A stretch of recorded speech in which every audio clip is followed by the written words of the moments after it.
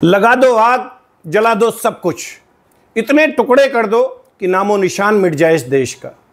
बढ़ जाओ दलित, सवर्ण, ओबीसी और आदिवासी में। यही तो देश के दुश्मन चाहते हैं।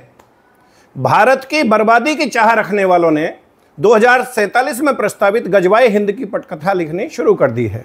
और सच ये है कि निशाने पर न ब्राह्मण है, न यादव, न राजपूत है, न दलित, न जाट है, न गुर्जर, न सिख है, न जैन, न बौद्ध है, न मराठा, और न अगड़े हैं, न पिछड़े।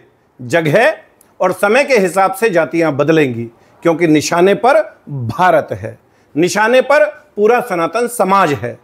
वैश्य को कहा जा रहा है कि आपका व्यापार तबाह कर दिया। ब्राह्मण को कहा जा रहा है कि तुम्हारे मंदिरों को इस सरकार ने अपने चंगुल में ले लिया है। जाट, गुर्जर, यादव, राजपूत को कहा जा रहा है कि बनिया ब्राह्मण को बढ़ावा देकर आपकी खेती बर्बाद की जा रही है। दलित और वंचितों को शोषण के नाम पर भड़काया जा रहा है। ये सच है, शोषण हुआ है, पर भाई सैकड़ों वर्ष पहले की गलतियों की सजा आज की पीढ़ी को नहीं दे सकते। और यह भी सच है कि भारत में मेला ढोने से छुआछूत शुरू हुआ और इसकी शुरुआत विधर्मी सत्ता ने की। उनकी ही औरतें घर की चार दीवारी में कैद रहती थीं, पर दलित पूर्वजों ने मेला ढोना तो स्वीकार किया, अपना धर्म परिवर्तन नहीं किया। विदेशी फंडिंग पर पलने वाले कुछ स्वार्थी नेता सोशल मीडिया के माध्यम से भीम और मीम का नारा लगाकर दलितों को सनातन से काटने की विध्वंसक साजिश रच रहे हैं। याद रहे, विधर्मियों ने सर्वाधिक नरसंहार और धर्म परिवर्तन दलित समाज का ही किया है। बहन बेटियों के साथ दुराचार किया है, चाहे वो पाकिस्तान हो या बांग्लादेश।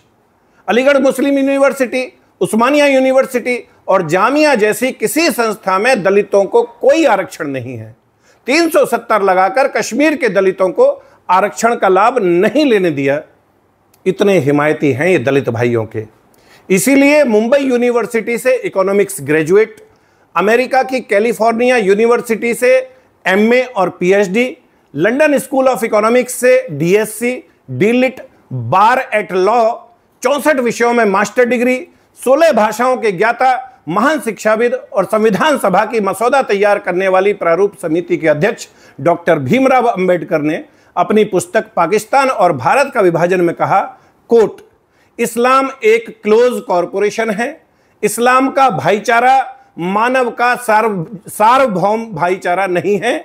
यह केवल मुसलमान के लिए भाईचारा है, अनकोट। यह मैं नहीं कह रहा, बाबा साहब ने कहा है। उन्होंने चेताया कि इस्लाम में दलितों के साथ गुलामों की तरह व्यवहार किया जाएगा। यही कारण है उन्होंने दलितों को इस्लाम से दूर रहने की सलाह दी।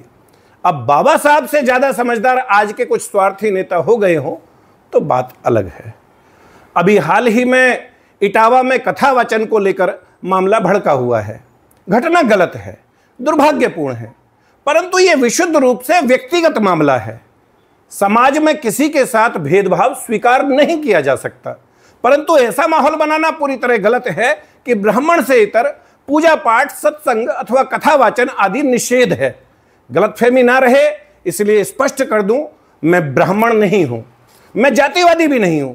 मजबूरी में कहना पड़ रहा है कि मैं ठेठ जाट अनिल चौधरी हूं, गर्व के साथ हिंदू हूं, निष्पक्ष हूं। और निष्पक्ष बात यह है कि बाबा रामदेव, संत रामपाल, राम रहीम जैसे सैकड़ों गैर ब्राह्मण साधु सन्यासी, योग शिक्षक और कथावाचक इस देश में हैं और खूब सम्मान पा रहे हैं। दरअसल अखिलेश यादव विशुद्ध राजनीति कर रहा है। मेरे हजारों यादव मित्र हैं, वो साफ कहते हैं कि आज वाले सबसे बड़े कृष्ण भक्त हैं। ये लोग तो सत्ता के लालच में अयोध्या में हिंदुओं पर गोली चलवाने से लेकर मुख्तार अंसारी और अतीक अहमद जैसे आतंकवादियों और कट्टरपंथियों का समर्थन करते आए हैं।